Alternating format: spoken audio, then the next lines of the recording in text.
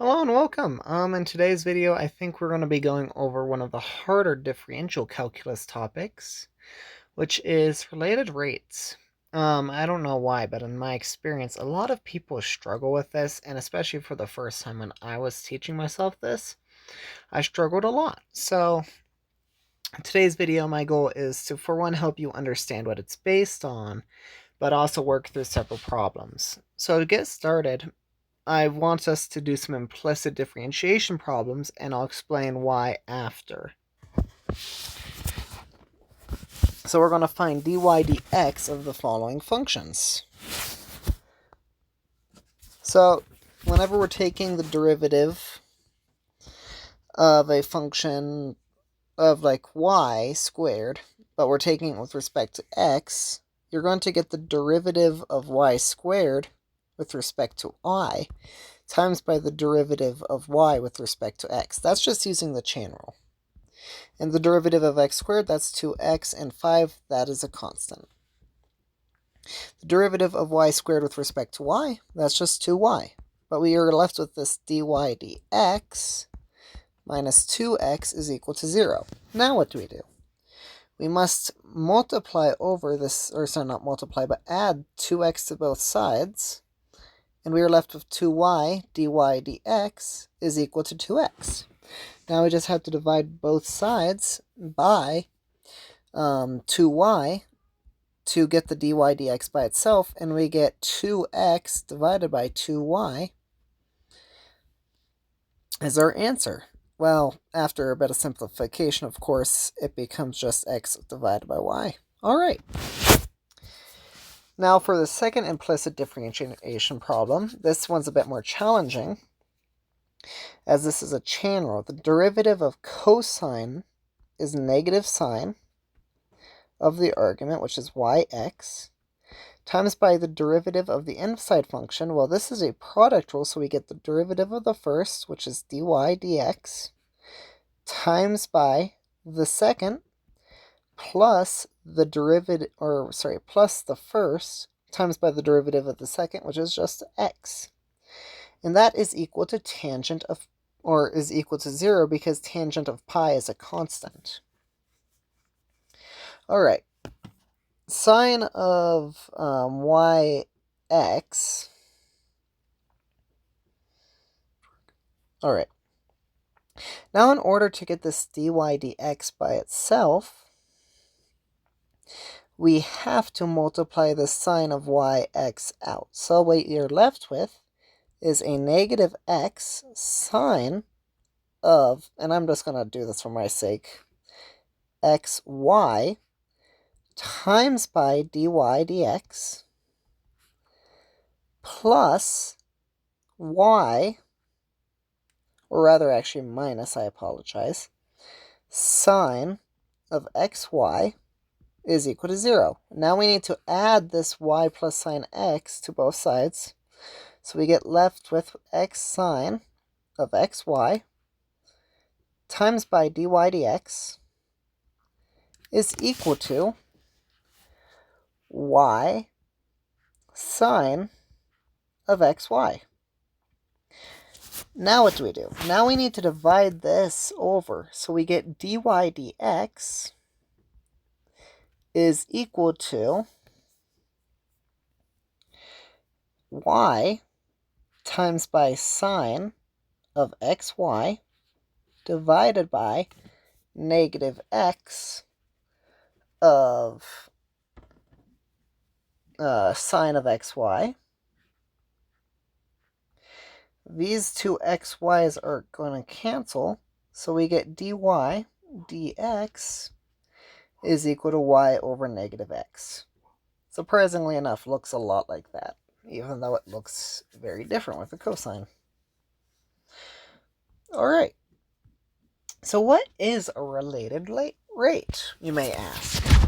And why are we doing implicit differentiation? So in calculus, and in the world in general, we see a lot of things that don't grow with respect to each other. So I'm going to use this for an example. Let's say that we are filling up a cylinder with water here. All right, and sorry about this bottom part. As always, my tablet's a bit funky at times. All right, so we have the cylinder. If this cylinder is being filled with water, so it's being filled with water at a certain rate, well, we can't really say that the filling of water is proportional to the radius, because that wouldn't be true. We can't say the filling of water is proportional to the height, because that would also not be true. But rather, it would be proportional to time. Or not proportional, but it would be related to time. So even though this volume here is pi r squared times by height, you can treat any of these things as a variable and take its derivative with respect to it. Let's say we take the derivative with respect to r, but we would never be able to find out how much is this water filling up, or how is something changing about it. How fast is this r changing? How fast is this h changing? So we have this problem of related rates. So we might be told a bit of information, or rather, oftentimes, related rates are functions of time, where some event is going to happen over a set amount of time. So I can say that this tank here is going to be filling up, or it's going to be filling up at a rate of 10 cubic meters per second. Now what we can do with our original volume formula is we're going to take the derivative of with respect to time. Pi r squared times by h. So we would take the derivative of this with respect to time. And sometimes we have to make things a bit cleaner, but I'm going to go over that shortly. So we get dv dt is equal to pi times by 2r dr dt times by h plus 2 pi r squared dh dt. Now what we'll see here is that, surprisingly enough, we can find the rate at which any of these variables are changing. Is this going to be a bit harder because we have 3 variables instead of the normal 2 that we would like? Yes, and we're going to go over in this video how we can get rid of some of these variables. So I actually tried something new, and I actually typed out examples here. So I think the best place to start whenever you're doing some of these problems is to draw a picture. So we have a balloon here, and I'm only going to draw this as a circle. But we know that, or we're giving a rate that the volume is changing, which is this 50 centimeters per second, or cube per second. Well, this tells me that we want to be working with volume. So we're going to start out with the volume, and that is going to be equal to 4/3 pi r squared. So now what do? Well, we know that we want to be taking the derivative of respect to t, so we can find out what we need to do. So we get the derivative of volume with respect to t is equal to 4/3 times by pi times by 2 times by the derivative of r squared with respect to r times by dr dt. Now we can just clean this up a little, and we get an expression dv dt is equal to 8 pi over 3 times by r. Well, we know several of these r dr dt. Now we know what these variables. We know our r is 25. We know that our dv dt is 50. So we can now solve for this dr dt. So what we get is 50 is equal to 8 pi over 3 times by 25 times by dr dt. Alright, now we're going to divide this over to the other side so we can get dr dt by itself. And what we were left with is going to be 2 divided by 8 pi divided by 3. Alright, plug this into our calculator, and we get dr dt is equal to 0.239. So the radius of this balloon is increasing by 0.239 centimeters whenever the radius is 25 centimeters. Alright, now time for the next example. A 13-foot long ladder rests against a wall. If the bottom of the ladder slides away from the wall at a rate of 4 feet per second, how fast is the top of the ladder sliding down the wall? So, of course, we need to start by drawing a picture. So, we're going to get the wall. We're going to get this distance from the wall. We know that this right here is a right triangle. So, we can use our Pythagorean theorem. So, we know that this length here is going to be constant. It's a ladder. It's not changing its length. We know that this length here, or sorry, I apologize, I forgot to mention that the height of the ladder is 12 feet tall. So we get this Pythagorean triple here with side lengths 5, 12, and 13. Alright. Well, we know that the ladder is also sliding away from the wall, so I like to draw an arrow saying that this is like sliding away from the wall at a rate of 4 feet per second.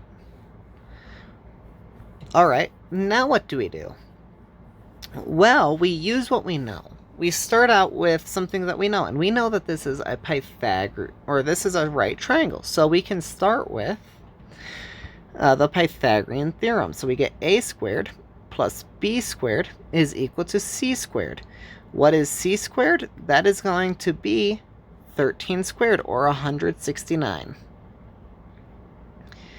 Now what do? We take the derivative of this with respect to time. So we get 2a dA dt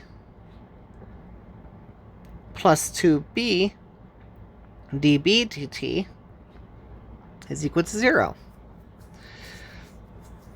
What do we do now, you may ask?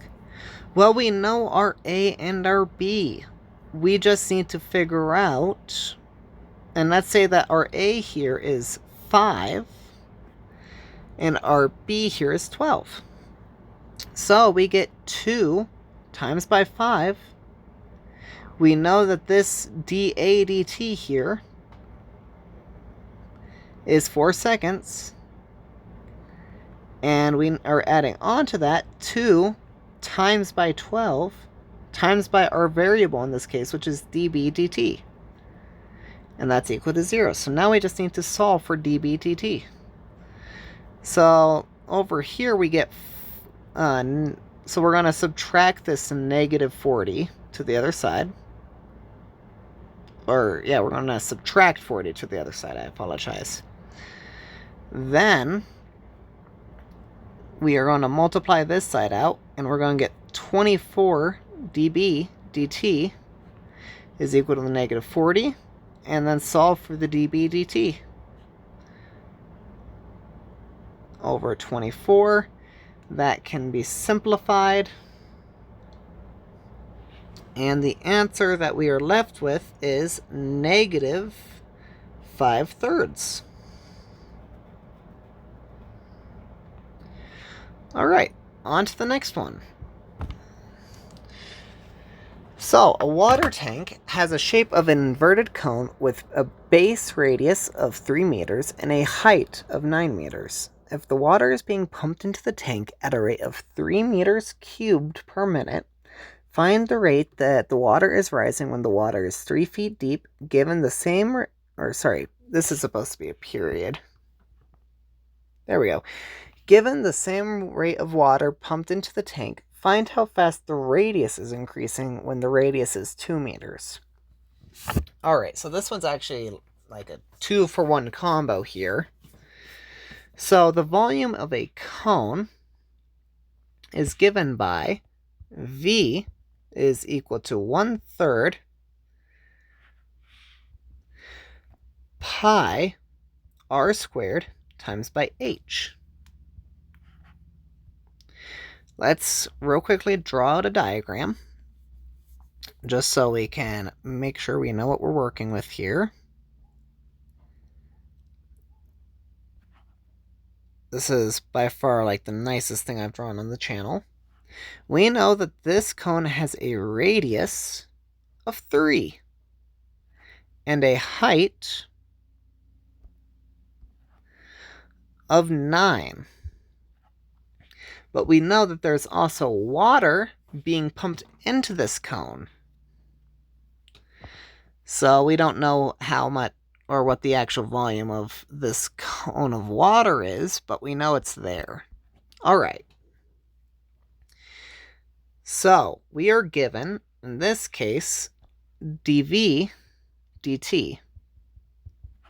And it is equal to 3. We are going to use this to find the rate at which the height is increasing first. So first things first, we need to find a way to get this radius in terms of height. And in fact, we know that the radius, in this case, is 1/3 the height. Alright. So now that we have this relationship set up, we can substitute in this, or we can now solve for r to get it by itself. So we get r is equal to 3 times by the height. Or, actually, I apologize, I got that backwards. So we get r is 1/3 the height, right? Because r is 3 and height is 9. So we already have an easy substitution we make. So we get volume is equal to 1/3 pi times by 1/3 of h squared times by h. Now we just need to get the volume in its final form. This square is going to distribute. This is going to become a 1/9 times by another third is going to be another. So that's going to be 27th.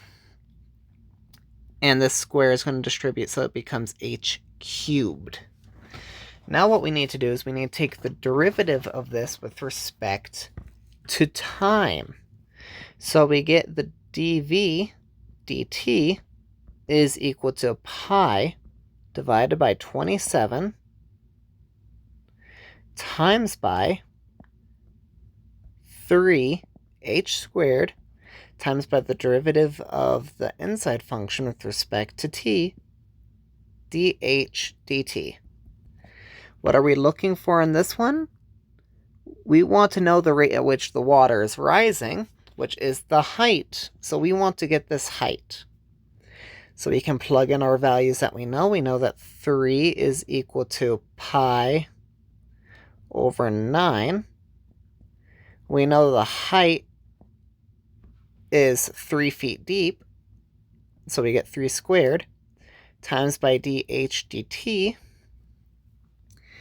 This 9 and this 9 will cancel, so we are left with pi times by dh dt is equal to 3. So dh dt is equal to 3 divided by pi. All right. Well, we found the rate at which the height is increasing, but now let's find the rate at which the radius is increasing. So we have the same equation starting out. So we have volume is equal to 1/3 pi r squared times by h. But now we need to get everything in the terms of radius.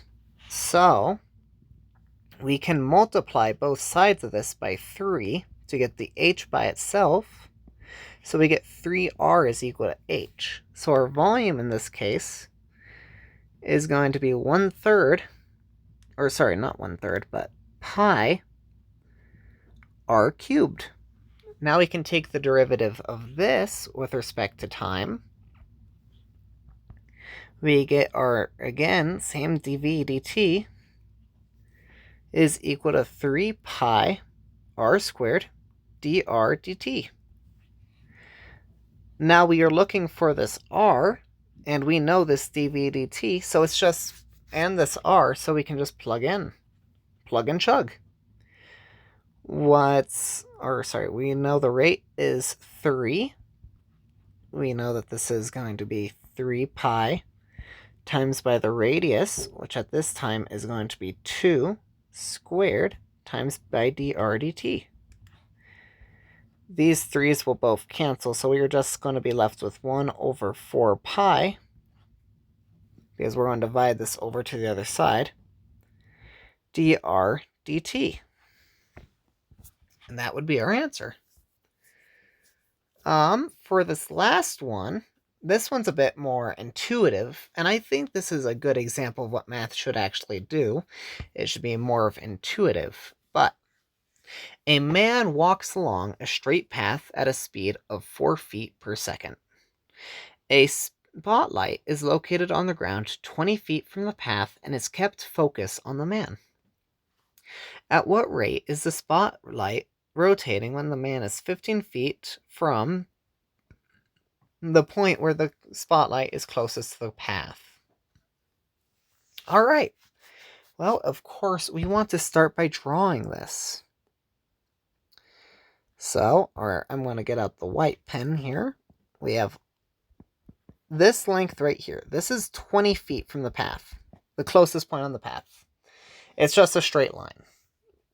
You know, basic geometry. The closest point to something is always a straight line. And then we have this variable here. This is the distance the man is walking. All right. Then we have this length here. We don't care about this length because, as you'll see in a moment, we don't need it. But what are we looking for here? Well, we want to know the rate at which the spotlight is rotating when the man is 15 feet from the path. So what are we looking for? We're looking for a theta. Because this is going to be the rate at which, or not the rate, but the rotation. How far the light has rotated. So can we get an expression that includes this theta? And we can. Indeed. And we're going to use our tangents or maybe cotangent to do it, and I'll show you both ways. So we are given opposite and adjacent in this case. And now this x is actually known. It's 15 feet. However, it is changing. So it's increasing with a speed of 4 feet per second. All right. Now that we got this drawn out, let's see if we can find something that models it. So at this instant, we know that tangent of our theta must be equal to the opposite, which is x, over our adjacent, which is 20. Now what we can do is we can take the derivative with respect to time of both sides. On this left side, we get secant squared of theta times by the derivative with respect to time of the inside function, which is d theta dt, and that is equal to 1/20th. Or, no, I lied, I apologize. 1/20 dx dt. There's a lot of room for mistakes here. Now what I want to do is I'm going to divide this secant over to the other side. And because we're dividing the reciprocal trig function here, it's going to become the normal trig function. So we get 1/20th dx dt times by cosine squared of theta. Alright. So now we know that what this dx dt is, so let's plug that in. We get d theta dt is equal to 4 times by 1/20th, that's just 1/5, cosine squared of theta.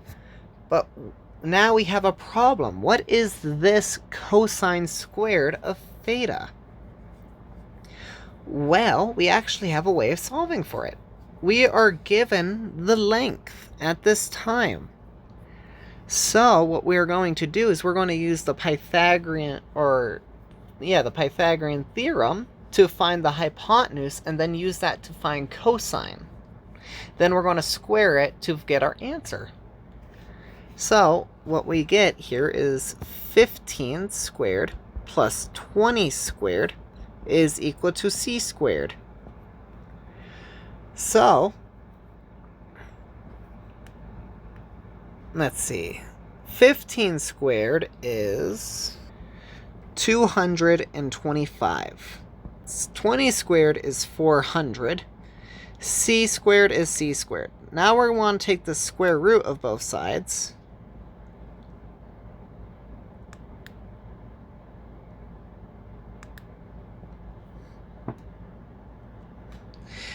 And what we are left with is c is 25. Alright, now what do we do? Well, we know a cosine of theta, or of an angle, is equal to the adjacent over the hypotenuse.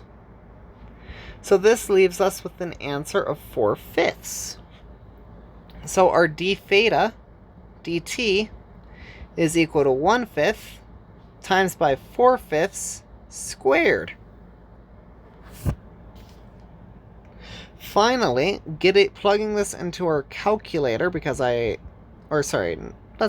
a minute. So we get 16 over 125. Plugging this into our calculator,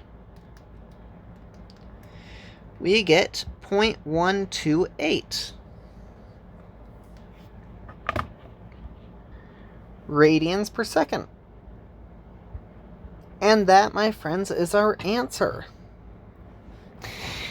You can see related rates are very complicated. They involve a lot of modeling. And you'll get very good at this as you go through. Of course, I don't have a lot of practice problems for you. It would be too long of a video. But I hope you enjoyed and found this video informative. Good luck with finals for those of you that are taking finals here soon. And I hope you enjoyed. Goodbye.